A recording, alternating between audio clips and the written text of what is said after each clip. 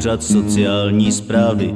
Na severu v Chomutově vešel exekutor s policajtem po horovně a už je slyšet nářky a sprostý nadávky. More, koukej, Žaneto, oni naberou dávky. Ještě minulý měsíc 20 000 já sebrala, teď mi zbyla 100.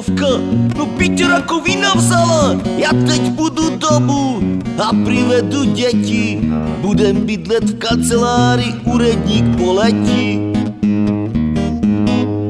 Vy byli, držte huby, cikádu je moc. Až vyjdem do ulic, tak kvete bude noc.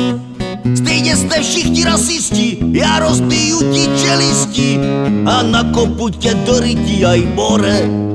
Vy bílí, držte huby, ciganu je moc. Letíme do Kanady žádat o pomoc. Stejně jste všichni rasisti, já rozbiju ti čelisti a nakopu tě do rytí aj more.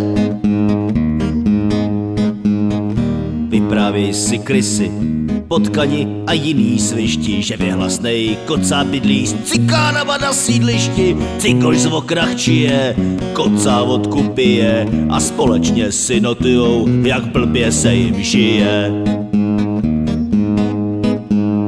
Michale, nekecam, já 10 let už nemám práci a já bych fakt dělal, no nedělám si legraci. Na pumpě má non-stop, tam mají dost chlastů.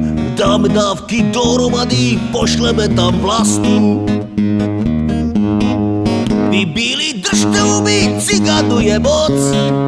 Letíme do Kanady žádat o pomoc. Stejně jste všichni rasisti, já rozbiju ti čelisti a nakopu tě do rytí aj more. Vy bílí, držte huby a ty gypsy hrej. Ty bílí kurvy vedle v bytě ještě spěj. Stejně jsou všichni rasisti, já rozbiju jim čelisti a nakopu je do rytí aj more. Držte huby, Michal hraje.